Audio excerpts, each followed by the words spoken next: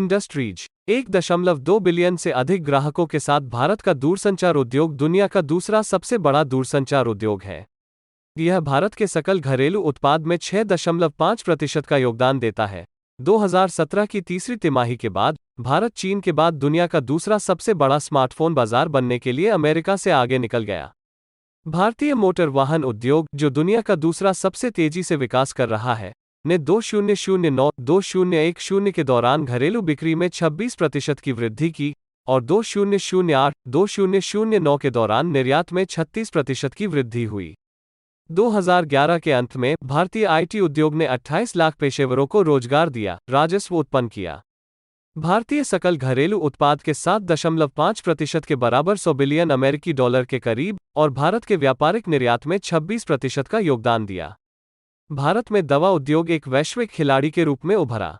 2021 तक 3000 दवा कंपनियों और 10,500 निर्माण इकाइयों के साथ भारत दुनिया का तीसरा सबसे बड़ा दवा उत्पादक है, जेनेरिक दवाओं का सबसे बड़ा उत्पादक है और वैश्विक टीकों की मांग का 50%-60% तक आपूर्ति करता है।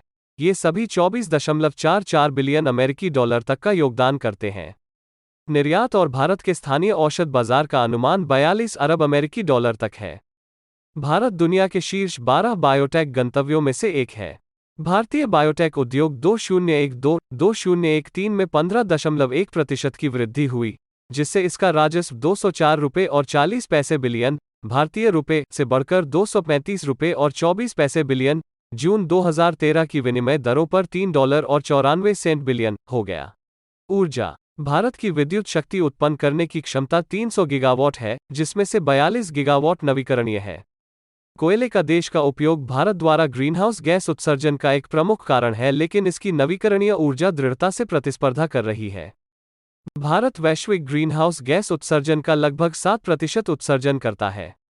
यह प्रति व्यक्ति प्रति वर्ष लगभग 2.5 टन कार्बन डाइऑक्साइड के बराबर है, जो विश्व औसत का आधा है।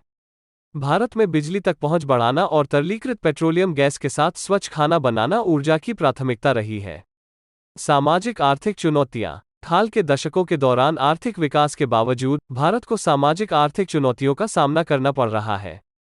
2006 में भारत में विश्व बैंक की अंतर्राष्ट्रीय गरीबी रेखा से नीचे रहने वाले लोगों की सबसे बड़ी संख्या 1.25 अमेरिकी डॉलर प्रतिदिन थी। यह अनुपात 1981 में 60% से घटकर 2005 में 42% हो गया। विश्व बैंक की बाद में संशोधित गरीबी रेखा के तहत 2011 में यह 21% था।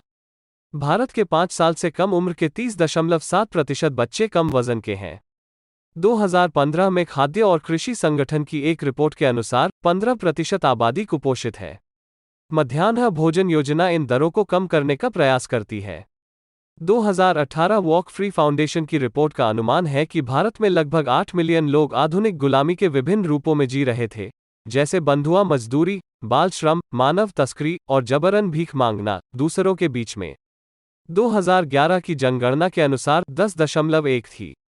देश में मिलियन बाल मजदूर 2001 में 12.6 मिलियन से 2.6 मिलियन की गिरावट।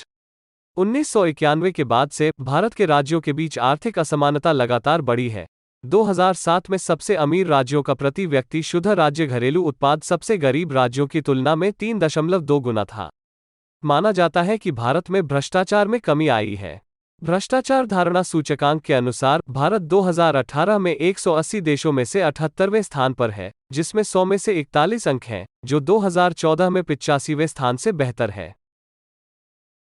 फ्रेंड्स, आपको ये इन्फॉर्मेशन कैसी लगी कमेंट करके बताएं और ऐसे ही वीडियोस के लिए वर्ल्ड वाइड नॉलेज हिंदी को सब्सक्राइब करें। Thank you.